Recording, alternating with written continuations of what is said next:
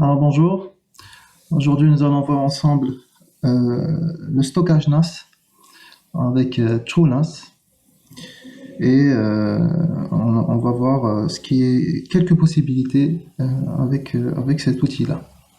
Donc je vous présente simplement ce dont on va avoir besoin aujourd'hui. Donc l'image de TrueNAS, il s'agit de TrueNAS Core dans sa version 13. On aura besoin de duplicati, ça c'est la version 32 bits puisqu'on va utiliser une VM, une machine virtuelle 32 bits, et Delta Copy pour la sauvegarde synchronisée Delta Block. On va parler de tout ça par la suite. Donc deux mots sur notre réseau local. Donc notre réseau local qui concerne le laboratoire, il est sur 172.16.00, donc c'est un /16 hein, pour le masque de sous-réseau. On a un point d'accès stagiaire qui est ouvert. Et tout ceci est relié à les machines que je vais utiliser aujourd'hui. Donc on aura TrueNAS sur une machine virtuelle. On aura une machine virtuelle de Windows 7. Et on aura notre PC réel qui va nous servir à configurer TrueNAS. Donc pour ce qui concerne l'adressage, on a déjà dans un premier temps notre point d'accès qui délivre des adresses sur la plage 0100 jusqu'à 0199. J'insiste sur le masque de sous-réseau /16, c'est très important pour ce qu'on va voir ensuite.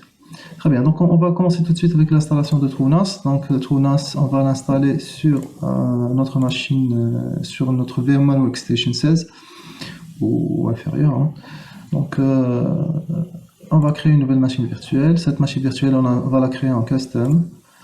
En custom, on va la laisser au niveau hardware de compatibilité de par défaut. Hein. Ça dépend où vous êtes. Mais moi, je suis sur la 16.2, je vais la laisser comme ça, puisqu'elle va fonctionner chez moi seulement. Je vais mettre I will install operating system later. Alors, TrueNAS, il est basé sur FreeBSD. Il s'agit de la version 10 and earlier, donc il va falloir choisir Author, puis FreeBSD version 10 or earlier. On va pas laisser ce nom par contre, hein, on va l'appeler TrueNAS. Hein. La machine virtuelle, on va l'appeler TrueNAS. Il s'agit de la version 13. On peut rajouter le mot Core, puisqu'il s'agit de la version Core. Il existe une version Scale, mais elle ne nous intéresse pas aujourd'hui. Bien, on va laisser un seul processeur, on va lui mettre 2 cœurs. Suivant. Pour la RAM, je vais mettre 3 Go. Alors, TrueNAS recommande 8 Go. 3 Go, c'est simplement pour notre environnement de test, cela suffira. Donc je vais le taper, hein. Je l'ai tapé en manuel, 3072, ça correspond à 3 Go de RAM. Je vais mettre mon interface réseau en bridge, c'est pour la faire sortir vers le réseau réel. Je ne vais pas toucher au reste. Je vais laisser aussi la taille par défaut de mon disque, 20 Go c'est suffisant pour TrueNAS, en tout cas pour l'installation de TrueNAS, du NAS lui-même, le système je veux dire. Ça c'est le nom de notre disque virtuel. Et pour l'instant, c'est bon. Alors, c'est pas suffisant. TrueNAS, c'est un serveur de stockage. Donc, il va falloir aller sur Edit Virtual Machine et rajouter les disques qui vont servir au stockage. Donc, on va rajouter 3 disques de 40 Go. Ces disques-là, on va les utiliser pour le partage SMB Windows. On verra ça tout à l'heure. Donc, Add. Encore un deuxième. Je vais le mettre 40 Go. Et encore un troisième, add. Celui-ci aussi, 40 Go. Très bien. Ensuite, donc ce disque-là c'est pour le système, ces disques-là c'est pour la sauvegarde SMB. On va en rajouter encore 2. Ces deux-là, il va leur mettre 60 Go. Ça, c'est juste pour pouvoir les reconnaître par la suite. Hein. C'est un moyen mnémotechnique pour faciliter la configuration. Autrement, si on leur donne tous la même taille, c'est vrai que ce serait plus compliqué, un tout petit peu plus compliqué de les reconnaître. Donc, c'est simplement pour faciliter notre test. Donc ces deux disques-là vont servir pour la sauvegarde automatisée, WebDAV et Delta Copy. On va voir ça tout à l'heure. Donc pour la config des disques, c'est bon.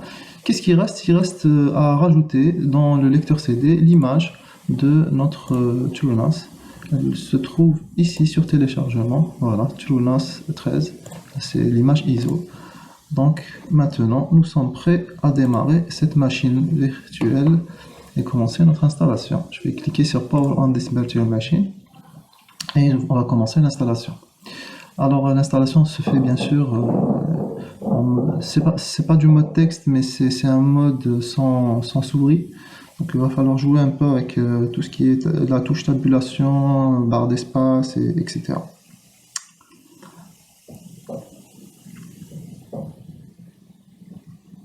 Très bien, donc on arrive ici. Bien sûr, on va cliquer à l'intérieur de la machine et cliquer sur Entrée pour installer le cœur. Ici, il me prévient que voilà, ce qui est recommandé comme RAM c'est 8 Go, je n'ai mis que 3 Go, mais comme je l'ai dit, c'est une configuration de test, donc je vais mettre yes, ça va passer quand même. Alors avec la barre d'espace, je vais choisir le premier disque, comme ça, et donc le disque de 20 Go, c'est lui qui va servir à héberger TrueNAS, le système lui-même. Voilà, donc il me prévient qu'il va tout écraser, etc. Voilà, je suis bon. Alors ici, je ne vais même pas mettre de mot de passe pour mon route. Le mot de passe, je le mettrai tout à l'heure lors de la configuration initiale. Donc ici, pour éviter ça, je vais mettre avec la touche d'habilitation, je vais aller sur Conceal, et je vais cliquer, et je vais appuyer sur Entrée. Je vais faire un boot via BIOS et je vais le laisser s'installer tranquillement. Ça va prendre un certain temps, donc je vais mettre ma vidéo en pause.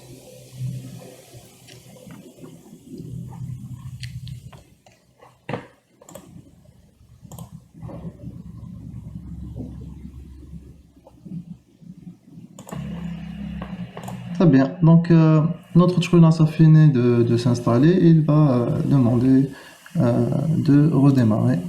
Je vais donc aller sur Reboot System.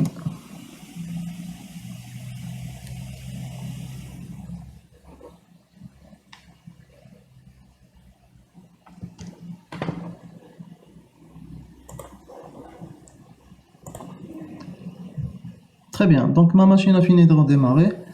Et j'ai donc sur l'écran les adresses sur lesquelles je peux accéder à ma machine virtuelle TrueNAS. Je vais procéder à la configuration initiale de TrueNAS depuis mon PC réel. Donc je vais ouvrir Firefox et je vais aller à cette adresse là. Donc j'ouvre mon Firefox, mon navigateur. Je tape 172.16.0.115. Voilà, donc bien sûr, étant donné que tout à l'heure je n'ai pas donné de mot de passe, c'est maintenant qu'il va me demander mon mot de passe. Alors le mot de passe du root, je vais mettre simplement root pass. Root pass. Je vais confirmer le mot de passe. Root pass. J'ai créé des mots de passe simples pour pouvoir les retenir facilement. Bien sûr, dans un environnement de travail classique, il faut toujours mettre des mots de passe forts. Qu'est-ce que je fais ici? Bon, déjà deux mots sur l'interface. Ici, vous avez le dashboard sur lequel vous allez avoir des informations sur TrueNAS, donc TrueNAS, le CPU, l'usage du CPU, l'usage de la mémoire, l'interface, éventuellement les pools, on va les créer tout à l'heure, on va voir qu'ils vont apparaître ici, leur utilisation, etc. Donc ici, vous avez des informations sur TrueNAS. Il est en anglais, alors il est possible de le mettre en français, mais moi je ne conseille pas de le faire. Ici, language, vous avez la liste ici, où vous pouvez choisir votre langue et la mettre en français, mais étant donné que la documentation est pratiquement exclusivement en anglais, donc il n'est pas judicieux d'aller changer la langue de TrueNAS. Par contre, l'interface, normalement, il faut la fixer, puisqu'il est actuellement en DHCP. Donc dans Network Interfaces, on va donner une adresse fixe, statique. Donc, alors on peut donner une description, hein, interface LAN du NAS. Bien sûr, il va falloir décocher DHCP, ça c'est très important, et aller donner une adresse à notre TrueNAS. Je vous montre, je vais la noter d'abord et je vais vous montrer selon quelle logique je me suis basé pour donner cette adresse-là. Très important ici, changer le masque. Nous sommes en /sage comme je vous l'ai montré tout à l'heure. Donc on va le mettre en /sage, c'est-à-dire 255, 255, 0, 0. Alors avant de valider, je vous montre simplement notre plan d'adressage. Comme je vous les ai montré tout à l'heure, notre point Wi-Fi stagiaire était sur 0,253, c'est pour ça que j'ai eu 115. J'ai eu une adresse de façon dynamique dans cette plage-là, entre 100 et 199, il m'a donné 115. Mais moi, je veux la fixer. Je veux la fixer de cette façon, c'est-à-dire que pour moi, mon poste réel, l'interface réelle de mon PC réel, c'est 0.3.54. Mon interface pour la machine virtuelle que je vais créer, que je vais utiliser sous Windows 7, elle va être en .3, je vais rajouter 100, donc 154. Et pour le NAS, ce sera plus 100, encore plus 100, donc ce sera .3.254. J'aurai 54, 154, 254. Alors ça, pour moi, c'est facultatif, puisque celle-là, je peux la donner ou la laisser en DHCP. Moi, je vais rester en DHCP. Par contre, ces deux-là, il va falloir les fixer. .3.154 et .3.254, il va falloir le faire. Et il faudra le faire aussi pour tous les autres postes du labo si vous voulez utiliser cette configuration partout. Donc, par exemple, si vous avez un laptop qui est connecté au réseau local, ce sera .3.xy pour la machine réelle, .3.100xy pour la machine Windows 7 et .3.200xy pour TrueNAS. Voici la logique de mon adressage IP. Donc je reviens à mon navigateur et à mon configuration initiale. Donc maintenant je vais appliquer. Pourquoi je ne l'ai pas appliqué tout à l'heure? Parce qu'en réalité, vous allez voir que il va me demander de la tester et de valider dans cet intervalle de temps là. Donc moi je vais rajouter un peu de temps. Je vais me rajouter un peu de temps, on sait jamais. D'ailleurs pour les stagiaires aussi, peut-être qu'ils n'auront pas le temps de valider leur configuration. Donc je vais tester, je vais confirmer, test change. Je vais actualiser la page.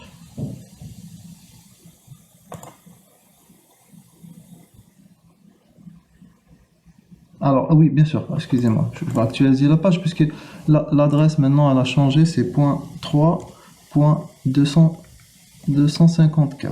Hein. C'est l'adresse, la nouvelle adresse. Hein. Alors, si jamais vous n'avez pas gardé le reste, si vous avez mis juste l'adresse comme ça, il va falloir revenir au même endroit. Donc, route. Vous voyez que 60 secondes, c'est peut-être un peu juste. Route passe. Voilà, c'est cette affiche-là que je cherche. Donc, je vais sauvegarder les changements. Si vous avez dépassé le temps, si vous avez laissé que 60 secondes et que vous avez traîné, vous êtes obligé de tout recommencer. Donc, mettez un peu plus de temps. J'ai mis 600 secondes pour avoir le temps de sauvegarder mes changements. Voilà. Maintenant, notre interface a changé d'adresse et c'est définitif. Maintenant, là, dans Interfaces, je vois que, voilà. Ma nouvelle adresse a été validée, c'est 112.16.3.254 et c'est comme ça que je vais accéder dorénavant à mon NAS. Qu'est-ce qu'on fait maintenant? On va créer nos volumes partagés. Nos volumes partagés, on va les créer dans Storage, Pool. Dans Pool, on va faire Add et c'est là qu'on va créer un nouveau pool, Create Pool. Ce pool-là, je vais l'appeler ce pool-là.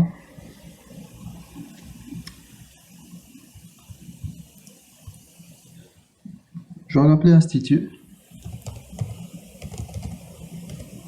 Voilà. Alors, est-ce que je dois le crypter ou pas? Ça, c'est à vous de voir. Moi, je ne vais pas le faire ici.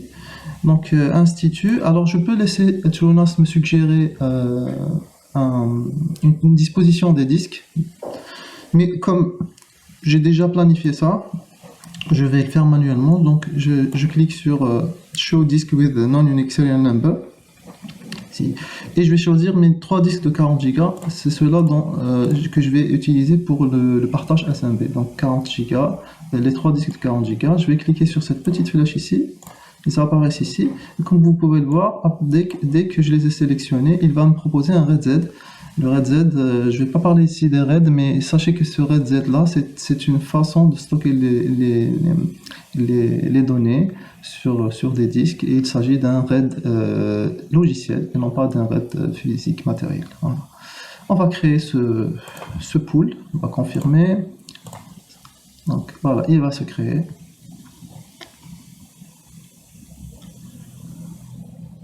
Et voici notre pool qui apparaît. Donc il s'appelle Institut, il est en ligne, mais il ne contient pas encore de volume partagé. Les volumes partagés, ce sont des datasets. Et ces datasets-là, on va appeler le premier par exemple admindoc. Admindoc, en fait, ce sont les documents en commentaire, je vais mettre, ce sont les documents de l'administrateur, ou là des administrateurs, ou là de l'administrateur, on n'en a qu'un seul.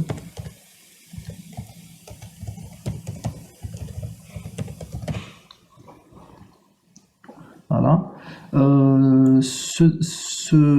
Donc ce dataset va contenir les documents de l'administrateur. Ici, dans cette case sensitive, en fait, c'est juste la sensibilité à la casse.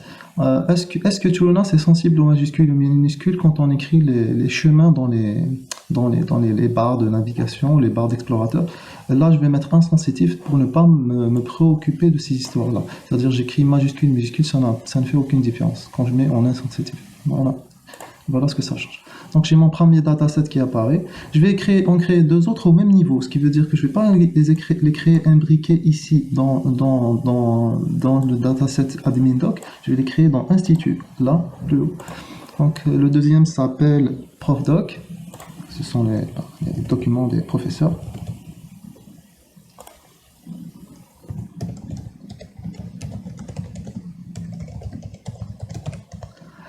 Donc, alors même chose, hein, je vais mettre en insensitif pour être tranquille. Voilà, vous voyez, il est au même niveau. Et je vais faire encore la même chose. Donc, toujours sur Institut, je vais créer encore un dataset. Ce dataset, ce sera celui des stagiaires. Donc, stagdoc.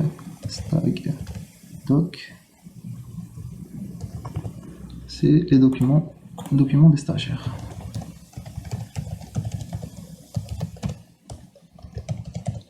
Très bien.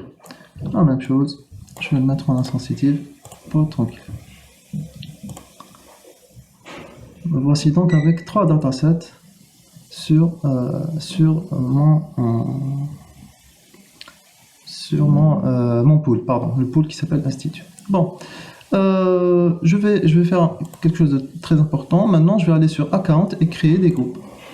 Mes groupes, je vais cliquer sur Add. Je vais créer mes groupes. Donc le premier groupe, c'est le groupe admins. Je vais mettre en majuscule comme ça. On va reconnaître ça plus facilement.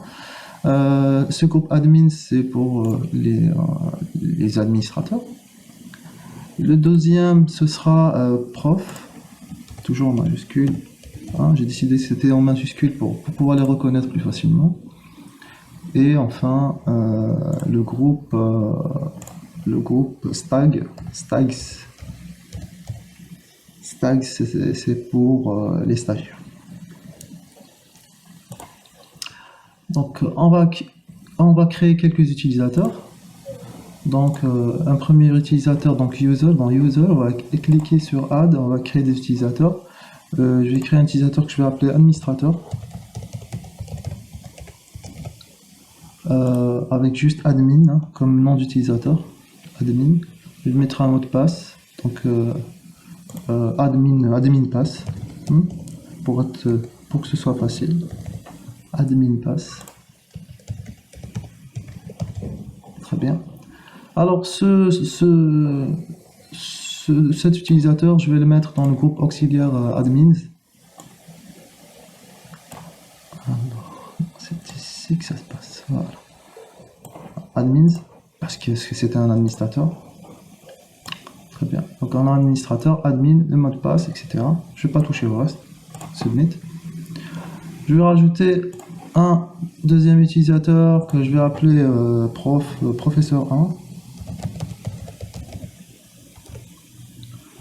Le username, je vais pas mettre prof1, comme ça. Pareil, hein, prof passe. prof passe. Voilà, c'est plus simple. Bien sûr, le prof doit être dans le groupe auxiliaire prof. Je vais chercher prof.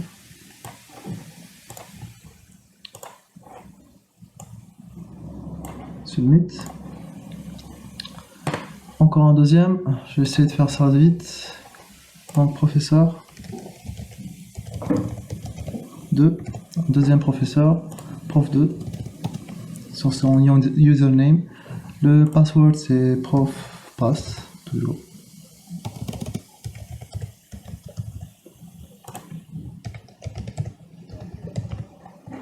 Et bien sûr, il appartient au groupe auxiliaire prof.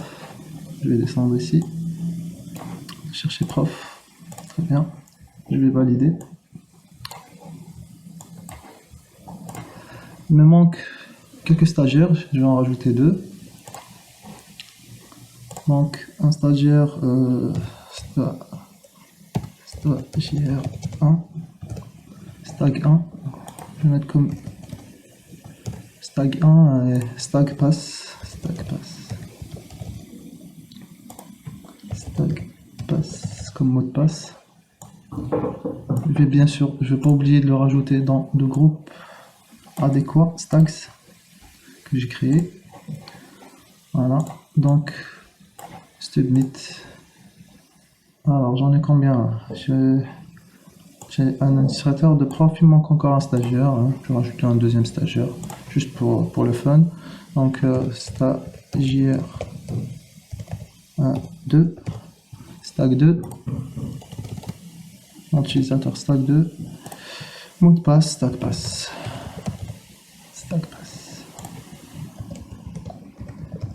Très bien. Et je le rajoute dans Stag. Voilà. Après, ça devient routinier, hein. Il faut qu'on ait l'habitude.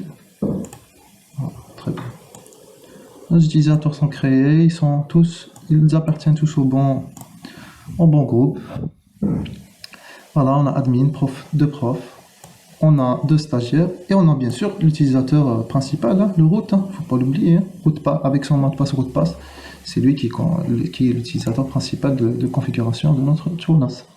Bien, maintenant qu'on a nos utilisateurs, nos groupes, etc., qu'est-ce qu'on va en faire? Eh bien, on va aller sur notre pool qu'on a créé tout à l'heure, donc storage pool, et on va commencer à donner les permissions d'accès à ces datasets, puisqu'il s'agit de volume per stagiaire, il va falloir leur donner ici des droits particuliers. Donc, admin docs, c'est une évidence. Sur admin docs, quand je clique sur les 3 points, que je vais sur edit permission, donc les permissions, je vais voir que ici c'est pour root wheel, mais moi je ne vais pas utiliser ça, je vais utiliser l'ACL Manager, use ACL Manager. Donc dans l'ACL Manager, par défaut, je vais créer des règles restrictives, c'est-à-dire que par défaut, c'est pas autorisé. Voilà. Mais je vais rajouter des exceptions. Donc ici, je vais rajouter add ACL. Je vais rajouter, puisqu'il s'agit de l'admin docs, donc who, pour qui? Pour le groupe. Quel groupe? Ben, le groupe en majuscule admin. Voilà. Et puisqu'il s'agit des administrateurs, je peux même leur donner comme permission le full control, hein, puisque c'est l'administrateur. Donc le contrôle total de ce truc-là. Donc je m'arrête ici. Je vais appliquer cette règle de façon récursive, c'est-à-dire qu'elle va s'appliquer aussi aux sous-dossiers qui sont contenus dans notre dataset. Et je vais sauvegarder tout ça. Voici donc la première règle. La deuxième, pour les profs, pareil. Une évidence, c'est d'aller dans Edit Permission et de faire Use ACL Manager, toujours une ACL restrictive par défaut, mais qui va autoriser, grâce à l'ACL que je vais créer, Add Item, pour le groupe, il s'agit de prof doc, donc pour le groupe profs. Voilà, je vais laisser juste Modify, c'est suffisant, mais c'est pas suffisant par contre pour un administrateur, puisque c'est vrai que je donne l'accès au professeur, mais il serait logique de donner aussi l'accès à l'administrateur, puisque un administrateur les administrateurs normalement, ils ont accès à tout.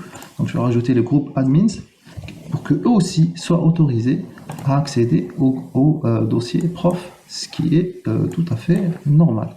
Donc pareil, je vais appliquer de manière récursive sur les sous-dossiers et je vais sauvegarder tout ça.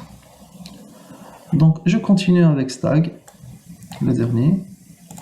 Donc Edit Permission, pareil, je touche pas à tout ça. Je vais sur Use ACL Manager, je vais créer par défaut des règles restrictives, mais que je vais créer des exceptions avec des ACL items sur restrictions sur le groupe, bien sûr, StagDocs c'est pour les stagiaires, Stags, voilà, et je vais rajouter une deuxième pour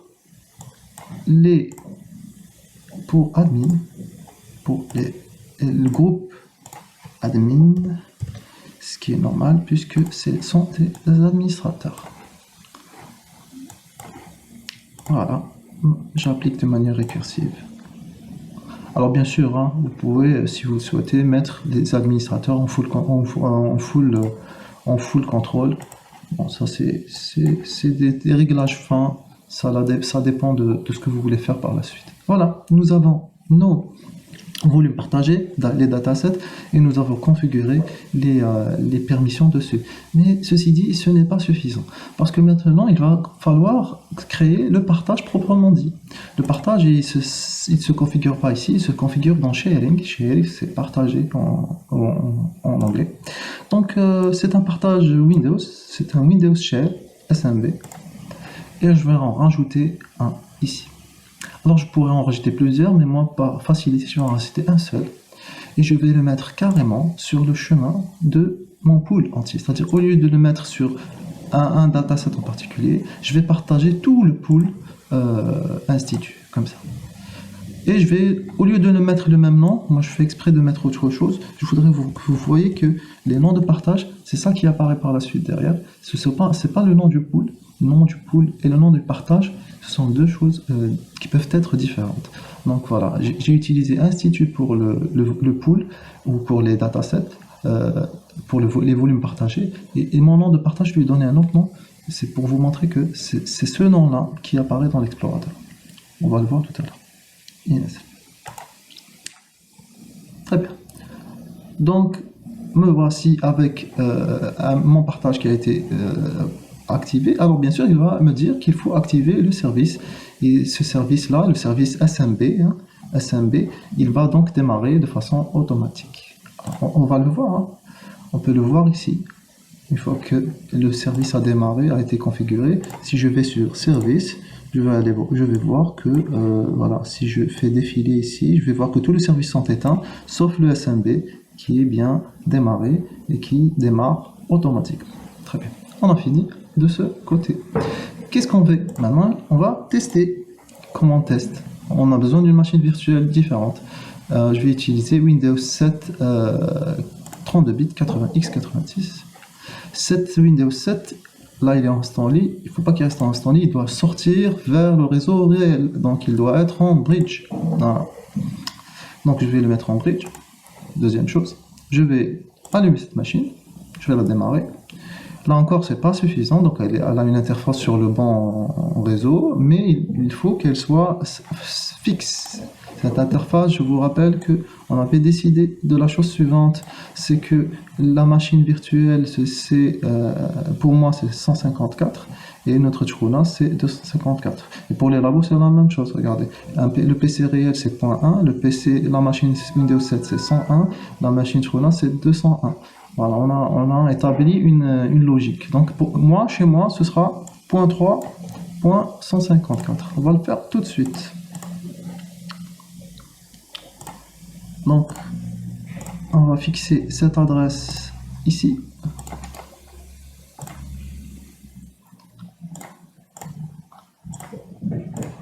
.112.16.3.154.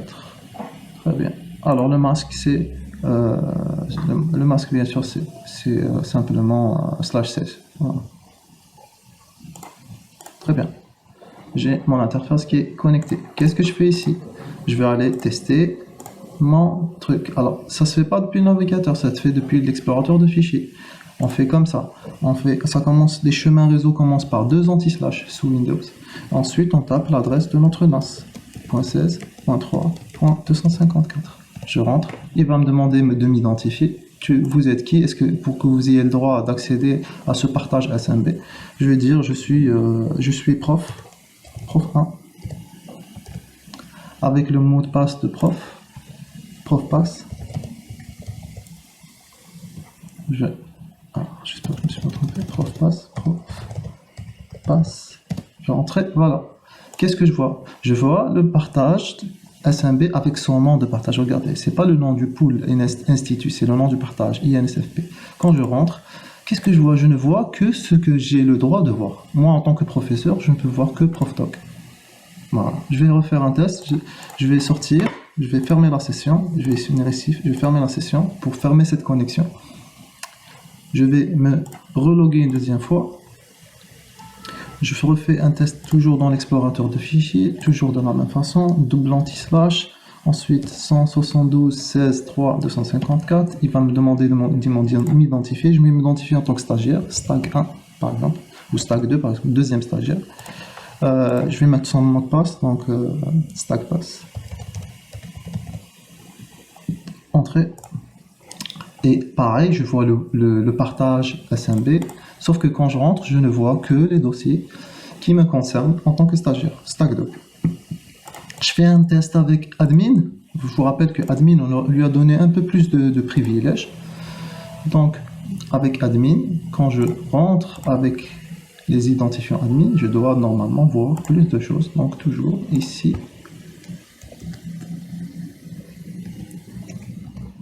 Voilà, admin c'est admin, tout simplement. Il n'y a qu'un seul administrateur pour l'instant, avec admin pass.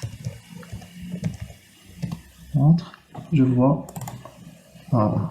Moi, en tant qu'administrateur, je me suis autorisé à voir plus de choses. Donc, non seulement mes documents en tant qu'administrateur, mais aussi les documents des professeurs et des stagiaires. Alors, bien sûr, le but, c'est de pouvoir faire ce que je veux ici. Je peux créer un dossier, je peux faire tout ce que je veux. Voilà. C'est tout l'intérêt d'avoir un stockage sur le réseau. Voilà pour ce qui concerne notre administrateur. Alors, qu'est-ce qu'on va faire? Je voulais juste vous montrer quelque chose. Je vais fermer cette session. Normalement, j'aurais dû le faire tout à l'heure. C'est pas grave. Quand je rentre maintenant, normalement, je n'ai pas. C'est un peu long de faire ça à chaque fois. Donc, nous, on va fixer ce volume partagé sur le PC. Donc, je vais mettre admin par exemple. Admin passe. Cette fois, je vais enregistrer, mémoriser mes informations sur ce PC. Sur ce PC-là, c'est-à-dire c'est le PC de l'administrateur. On va admettre que ça, c'est le PC de l'administrateur. Cliquez sur OK. Et plus que ça, je vais carrément épingler ce volume partagé. Je vais faire clic droit. Connecter un lecteur réseau.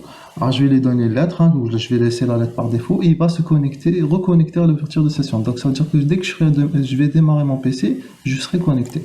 Alors, qu'est-ce qui se passe concrètement? Ça veut dire qu'en fait, dès que j'ouvre ordinateur, j'ai mes emplacements locaux qui sont le lecteur C, le lecteur DVD, et j'ai un emplacement réseau. Il y a un emplacement réseau qui apparaît ici avec son nom, INSFP, son chemin et sa lettre. Voilà. Et donc, il est épinglé directement dans l'ordinateur. C'est très pratique à utiliser de cette façon. Voilà pour ce qui concerne la première partie qui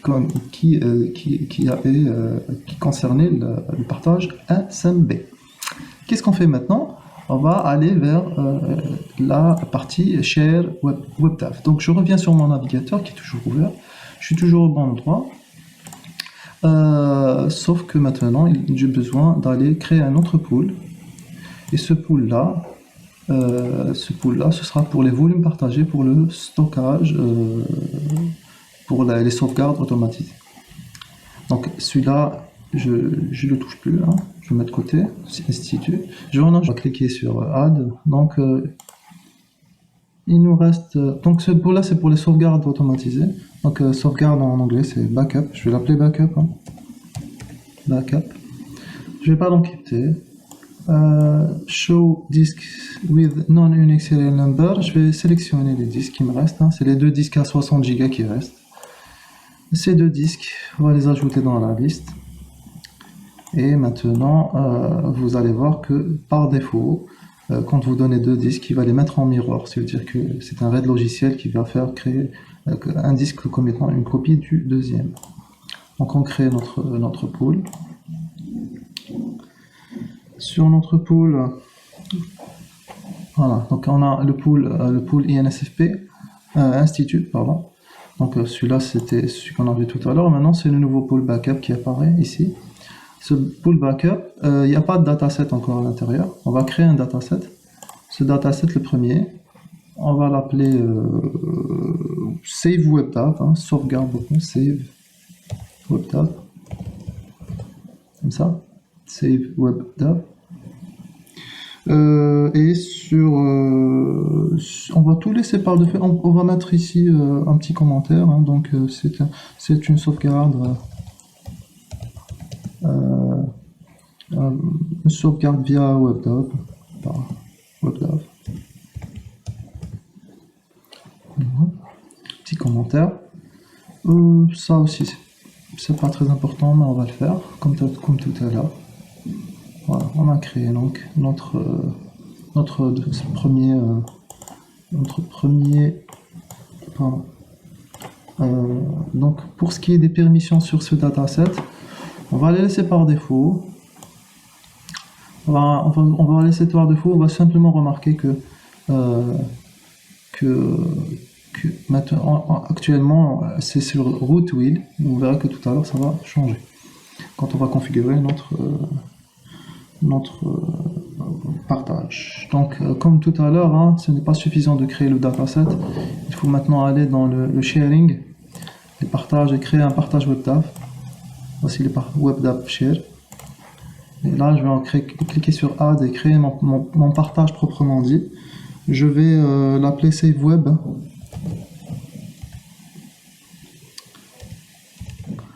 Et voilà, c'est le partage. Partage WebDAV.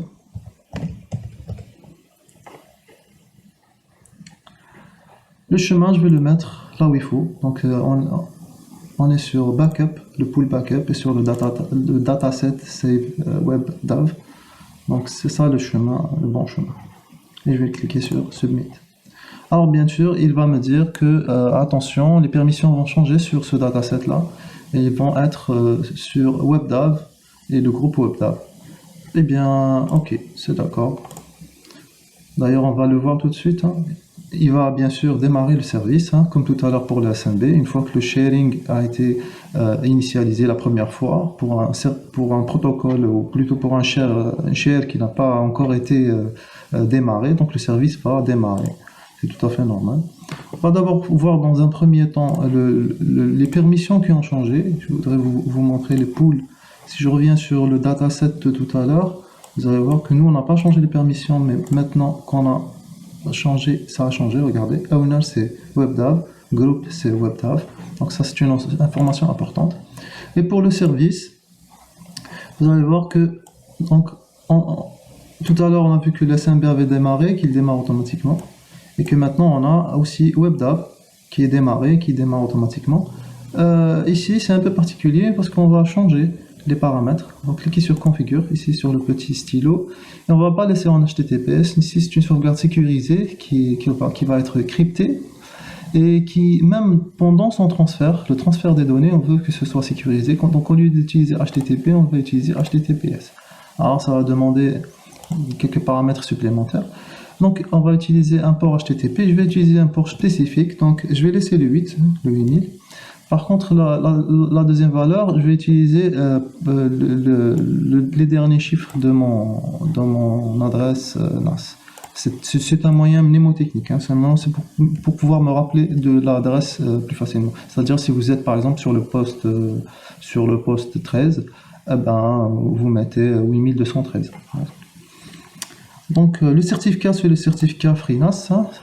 Alors ce certificat est un peu particulier parce que normalement pour un certificat il faut qu'il soit validé par une autorité de certification, une CA, or il faut payer. Là, c'est le certificat par défaut. Ça va nous créer quelques petits soucis, mais rien d'insurmontable. La méthode d'authentification, je vais mettre une authentification basique. Je vais mettre comme mot de passe, comme toujours, hein, WebDAV-Pass. Comme ça, je peux m'en souvenir facilement pour mon TP. WebDAV-Pass. Je vous rappelle que l'utilisateur, c'est WebDAV. Et ça, c'est le mot de passe WebDAV-Pass. Très bien. Donc, j'ai tout ce qu'il faut. Tout a été configuré correctement. Qu'est-ce que je fais maintenant? Maintenant, je vais aller configurer du côté de notre machine Windows 7, machine virtuelle. Qu'est-ce que je fais ici? Je vais prendre un WebDAV, j'ai décidé de l'utiliser avec Duplicati. Donc je vais prendre Duplicati, je vais la copier, je vais la mettre ici.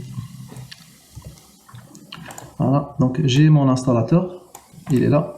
Je vais double-cliquer dessus. Je vais faire une installation par défaut. Hein. Il n'y a rien de spécial. Suivant. Voilà, next, install. Duplicati, c'est lui qui va gérer la sauvegarde. Donc ici, c'est particulier. La sauvegarde, son planification, sa configuration, elle va se faire du côté de la machine Windows. C'est ici que ça se passe. Alors qu'on verra tout à l'heure que quand on va utiliser le deuxième logiciel, ça va se faire du côté serveur. Alors, Duplicati s'ouvre dans le navigateur, il s'ouvre en localhost, comme un site web, avec le port 8200. Donc, voilà, très bien. Ici, il va me demander de sécuriser avec un mot de passe mon Duplicati, je ne vais pas le faire, hein, je vais mettre no thanks. Et qu'est-ce que je suis venu faire ici? Je suis venu créer une sauvegarde. Donc, je vais aller sur menu, ajouter une sauvegarde. Cette sauvegarde là, je vais créer une nouvelle sauvegarde. Suivant.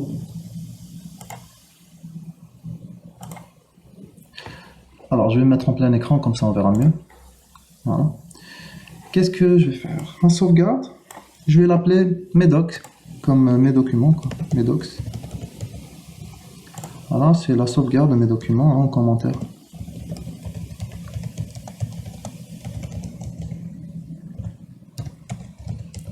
Alors, comme elle est sécurisée, cryptée, etc., on va dire qu'elle c'est des documents sensibles, quoi.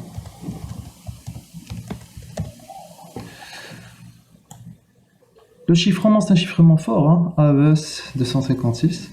Je vais mettre une phrase secrète. Alors, je ne vais pas la taper, je vais la générer. Voilà ce que je vais faire. Je vais générer une clé et je vais copier cette clé chez moi, comme ça. Je vais la mettre là, dans un fichier texte.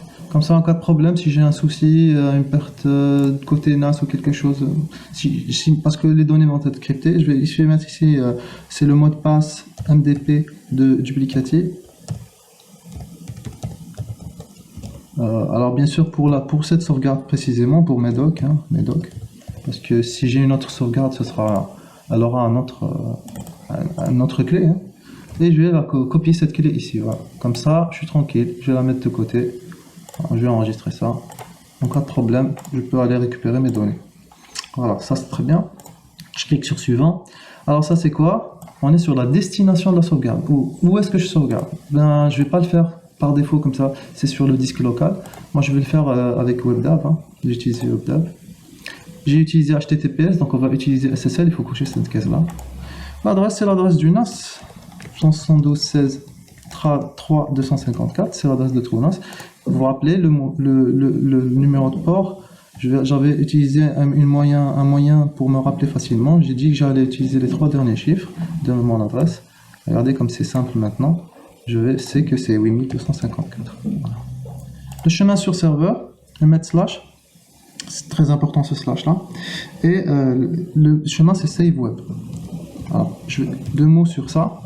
Je vais juste revenir sur mon TrueNAS. Je vous rappelle que sur le sharing, on a créé un share, et ce share, le nom du share, c'est SaveWeb. C'est ce nom-là que j'ai utilisé ici, avec un slash avant. Voilà. Nom d'utilisateur, comme on a vu pour les permissions sur le dataset, c'est WebDAV.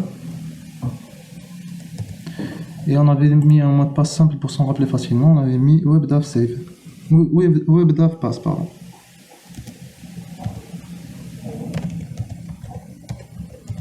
Voilà. Alors, si je teste la connexion tout de suite, ça va pas fonctionner parce que on a un souci avec le certificat. Comme je vous l'ai dit, c'est un certificat qui n'a pas été signé par une autorité de certification. Eh bien, il y a un contournement, hein. Sur les options avancées, je vais lui dire d'accepter n'importe quel certificat de serveur. Voilà. Maintenant, si je reteste, connexion fonctionnelle. Ça fonctionne très bien. Voilà pour la destination. Maintenant, je sauvegarde quoi? La source des données. Eh bien, c'est une machine virtuelle. Je n'ai pas grand-chose sur mon PC Windows 7, si ce n'est ici un dossier d'échantillon de musique où il y a la musique par défaut de Windows 7. Eh bien, on va utiliser celui-là. Ce dossier-là, je vais rentrer dedans. Je vais prendre ici dans la barre de l'explorateur. Je vais copier cette adresse et je vais la mettre ici. Sur ajouter un répertoire directement. Ici, je suis sûr qu'il y a au moins ces 3 musiques à rajouter. Alors, pour bien spécifier qu'il ne s'agit pas d'un fichier mais d'un dossier, il faut rajouter encore un anti-slash. Ça, c'est pour dire que c'est un dossier. Ça, c'est très important de faire ça. Je vais rajouter ce chemin. Il va apparaître ici. Regardez, il est là. Source de données. Il est coché. Il apparaît ici. Voilà. Je ne vais pas utiliser le reste. Je clique sur suivant. Ici, c'est la planification. Donc, quand lancer les sauvegardes, relancer tous les jours, toutes les heures, toutes les minutes, quel jour exactement vous voulez, est-ce que vous voulez pas qu'il lance une sauvegarde de vendredi, ou je ne sais pas, vous pouvez faire ce que vous voulez ici, moi je ne vais pas toucher à ça. Ça, c'est la taille des blocs cryptés, puisqu'il s'agit d'une sauvegarde cryptée, donc les blocs vont faire 50 mégas. Et pour la rétention, au lieu de conserver toutes les sauvegardes, je vais lui dire de le faire de façon intelligente, donc sauvegarde intelligente. Dans la sauvegarde intelligente, regardez ce qu'il fait. Les sauvegardes seront automatiquement supprimées. Il restera une sauvegarde pour chacun des 7 derniers jours, une sauvegarde pour les 4 dernières semaines et chacun des 12 derniers mois. Donc on aura une sauvegarde intelligente qui va consommer moins d'espace et qui sera plus rationnelle. Donc je vais enregistrer voilà. Est-ce qu'il me dit, est-ce que vous avez conservé votre phrase secrète? Puisqu'il a remarqué que je l'avais générée automatiquement. Je vais lui dire que oui, effectivement. Je l'ai copié-collé dans un fichier texte. Tout va bien. Voilà. Donc ma sauvegarde est prête. Alors, il est 10h18. Elle est planifiée pour s'effectuer à 13h. Et je peux la démarrer tout de suite. Je ne vais pas le faire tout de suite. Ce que je vais faire, c'est que on va sortir comme ça. Non, pardon. J'ai fait une bêtise. Je vais faire ça. Voilà. Je vais laisser ça de côté. Donc, je vous rappelle que je peux la démarrer, mais je ne l'ai pas encore fait. Regardez ce que je vais faire. Je vais aller sur mon navigateur de ma machine réelle. Je vais ouvrir un nouvel onglet. Et je vais faire ça. Je vais aller interroger mon WebDAV pour voir ce qu'il y a à l'intérieur. Je vais faire HTTPS. Deux points. D'accord. Donc http:// je vais aller sur 172.16.3.254, c'est mon NAS. Il est impératif de mettre le port de 8254, celui que j'ai configuré, et le nom de mon partage. Je vous rappelle que c'est Save Web.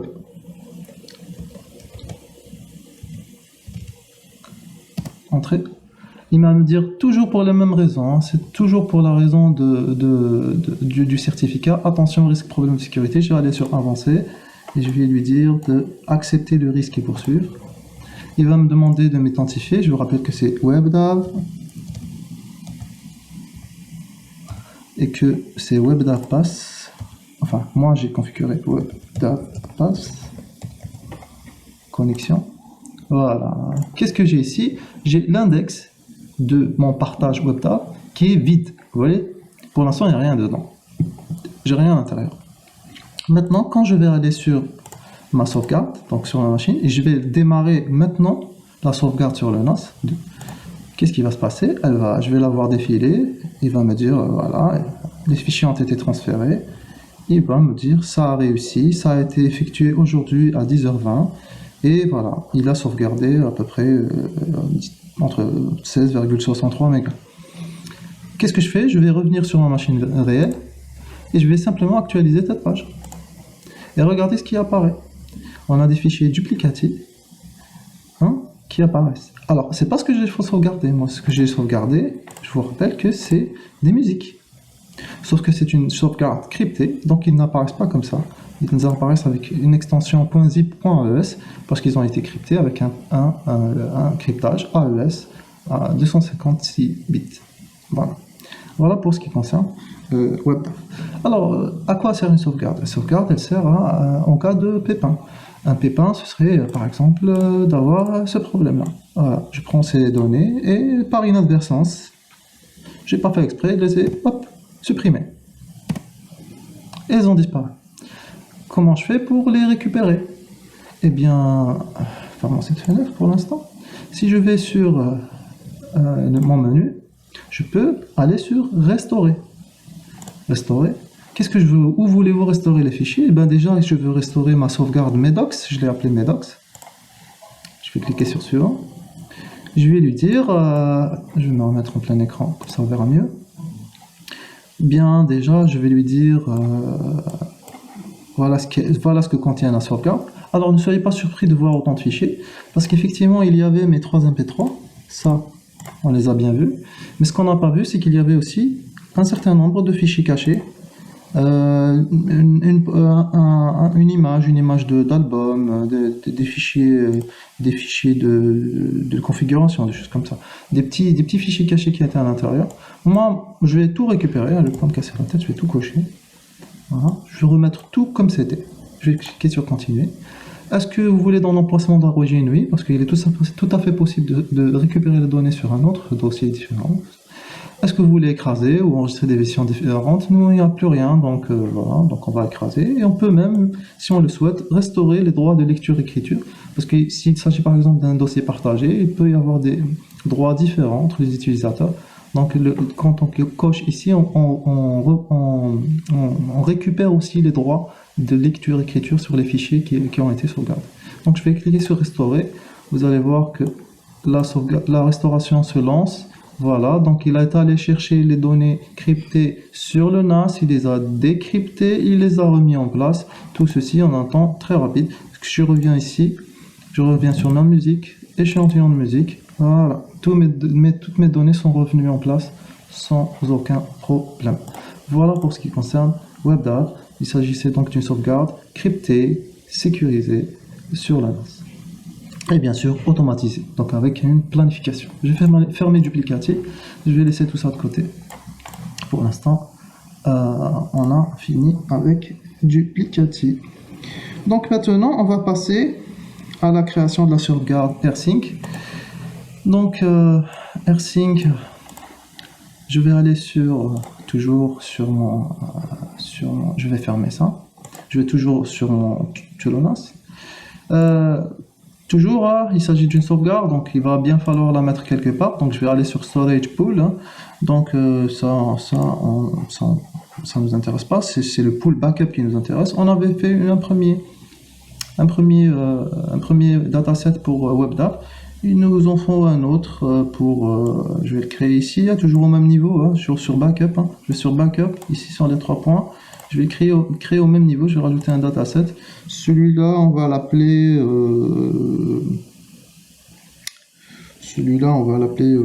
Save Delta par exemple.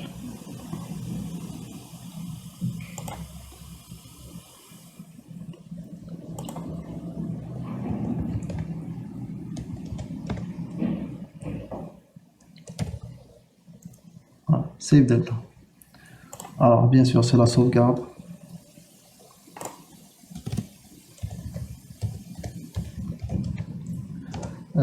Sauvegarde AirSync, on va voir ce AirSync là et on va utiliser Delta Copy, un logiciel qui s'appelle Delta Copy. On va faire ça tout à l'heure. Donc voici donc notre save.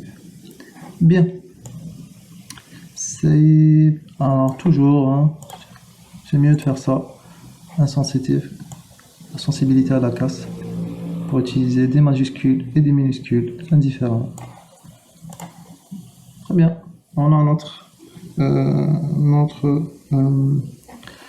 alors, qu'est-ce qu'on va faire? On va lui mettre des permissions ouvertes, hein, comme ça on sera tranquille. Ah, on va ici, use permissions use ACL manager. On va pas mettre restricted cette fois, on va mettre open. On va laisser source ouverte pour être tranquille. Et on va aussi rajouter une ACL pour le groupe admin. Une ACL personnalisée pour le groupe admin. Et on va la mettre en contrôle total. Voilà.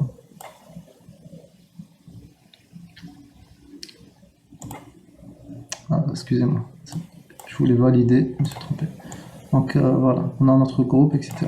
On va l'appliquer bien sûr, les droits, on va les appliquer de façon récursive sur les sous-dossiers, les sous-fichiers, les sous-dossiers. Voilà, voilà. Donc on a un volume qui s'appelle Save Delta, c'est celui qu'on va utiliser pour notre sauvegarde. Bon, côté Windows 7, on va avoir besoin d'installer le logiciel Delta Copy. Ce Delta Copy, on va le mettre ici. Voilà, très bien. On va le lancer, on va l'installer.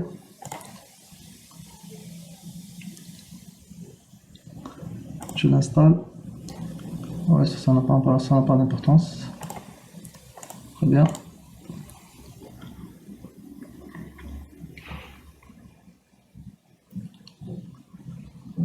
Le voici qui se lance. Alors je ne vais pas le lancer, je voudrais juste vous montrer comment ça marche. C'est qu'ici, vous allez trouver sur Delta Copy, vous allez trouver un client et un serveur. Nous, on va avoir besoin du serveur.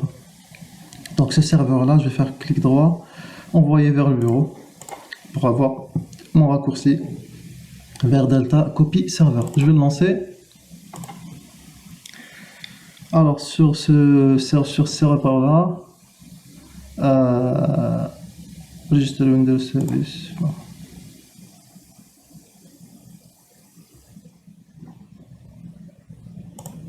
Utiliser un service local. Voilà. Bien sûr, là, il n'est pas démarré. Je vais le démarrer. Hein. Start Server. Et sur Virtual Directories, je vais créer un dossier virtuel partagé. Je vais l'appeler My Music, par exemple. Tout attaché, hein, pas d'espace. Hein. Ma musique. Clique sur Entrée.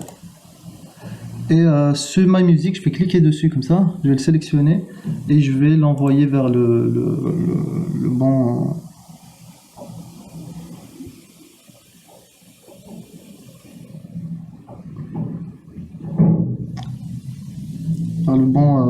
Comment dire, bon chemin. Hein.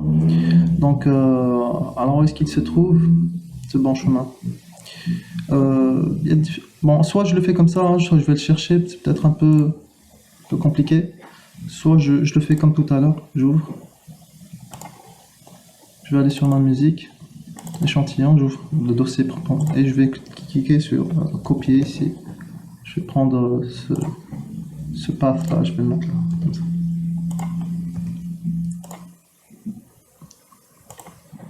Qu'est-ce qui se passe?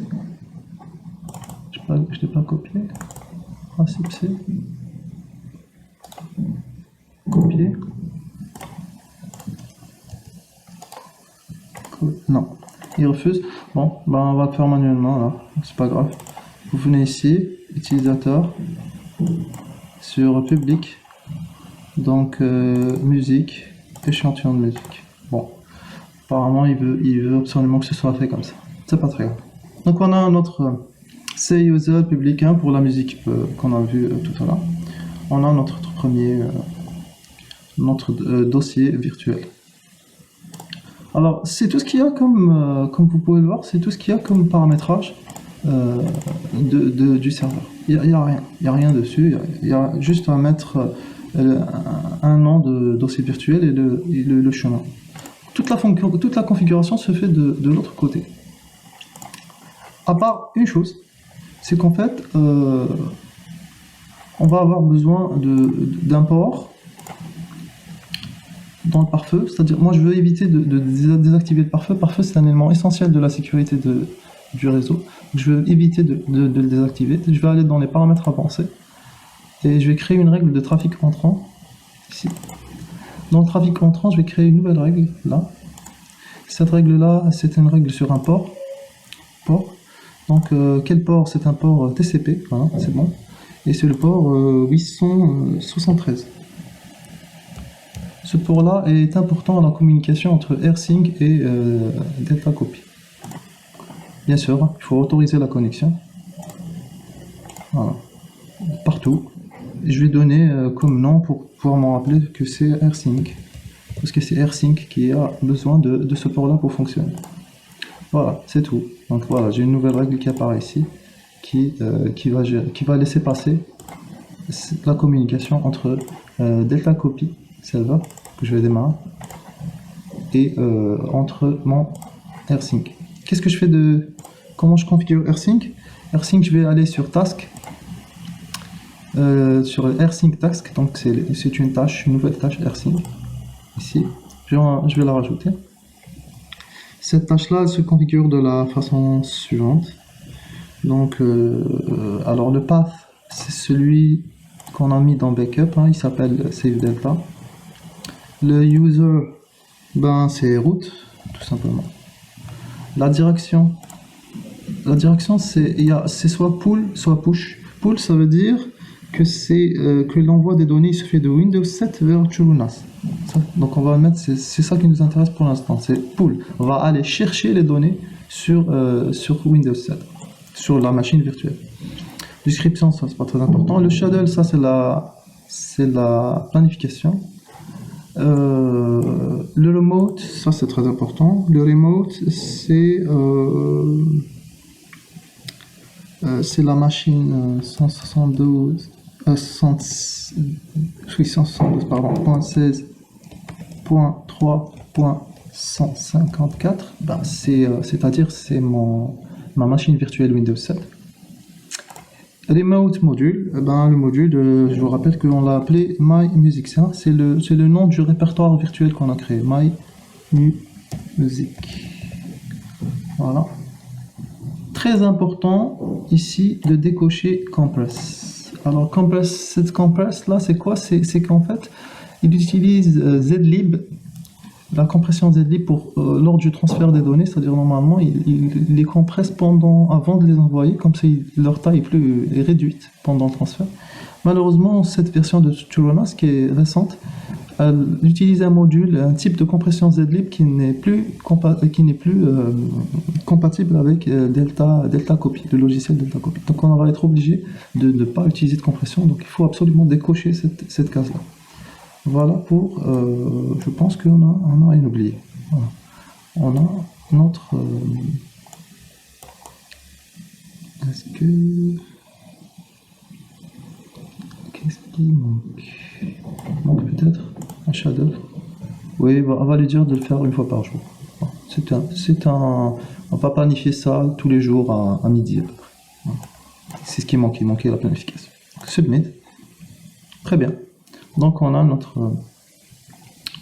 notre sauvegarde qui est pareil ici.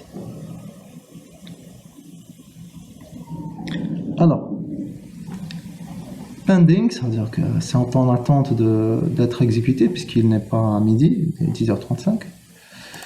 Mais comme toujours, hein, je peux décider de forcer son démarrage en cliquant sur Run Now. Ici. Essayons ça, hein, pour voir ce qui se passe. Continue. Alors, Run and Sync Now, continue. Task, voilà, il te dit que la tâche a démarré. Bon, si je ferme ça, que je regarde à peu près ce qui se passe ici, voilà, il m'écrit Success. Voilà. Ça veut dire que ça a fonctionné. Je peux voir d'ailleurs ici, sur mon pool, hein, si je vais sur storage, pool, si je vais sur backup et je vais sur save data, je vois que, regardez, ici sur used, c'est à peu près ça, hein. 16 mégas, les pistes MP3, il y en avait à peu près pour 16-17 mégas. Donc c'est ce qui a été transféré et stocké sur mon serveur de façon synchronisée. AirSync, il n'envoie réellement que la différence. C'est-à-dire qu'il va envoyer les delta blocs. Si vous changez un mot sur un fichier, il va envoyer sur le réseau que ce mot-là, ce qui permet de réduire considérablement le trafic sur le réseau quand on a des sauvegardes de ce type-là. Très bien. Donc là aussi, donc on a testé la sauvegarde fonctionne, mais comment on récupère? Comment je fais pour récupérer mes données en cas de perte? Admettons que je les ai perdues et que je veux les récupérer. Bien, je reviens sur ma machine virtuelle Windows 7. Ça, sur les Virtual Directory, je vais en créer un deuxième. Allez, je vais add new et je vais l'appeler récup. Je vais pas mettre d'accent hein, pour éviter les problèmes. Récup, juste récup. Ce récup là, allez, je vais carrément le mettre ici. Regarde. Je vais mettre un dossier sur le bureau. Je vais mettre récup. Hein, je vais l'appeler pareil. Hein, c'est pas machin. Récup. Et ce dossier là, je vais aller le chercher ici. Regarde. Ouais, poste, bureau, récup. Ah, j'ai fixé le chemin. C'est tout ce que j'ai besoin de faire ici. J'ai besoin de créer un dossier virtuel et de le pointer vers son emplacement exact. C'est bon. Ici, je touche plus à rien. Hein. Voilà, c'est bon. J'ai mon dossier qui est apparu. Maintenant, j'ai besoin d'aller du côté des tâches ici. C'est là que ça va se jouer. Donc, je vais créer une tâche. Je pourrais modifier celle-là, mais j'ai envie d'en créer une deuxième, qui sera spécifique à la récupération. Donc le chemin c'est le même, hein. C'est backup, la sauvegarde elle est ici, hein, sur Save Delta. Le host c'est toujours le même, pareil, 172. C'est mon machine virtuelle Windows 7, donc 3.154. Le module a changé de nom, parce que j'ai envie de récupérer pas dans le même dossier, sur un dossier virtuel différent qui s'appelle récup. Voilà. Le user c'est toujours le même, c'est root. Par contre le sens, la direction, tout à l'heure c'était pool, on allait chercher les données, maintenant on doit les pousser. Les données vont aller de la sauvegarde qui est sur TrueNAS vers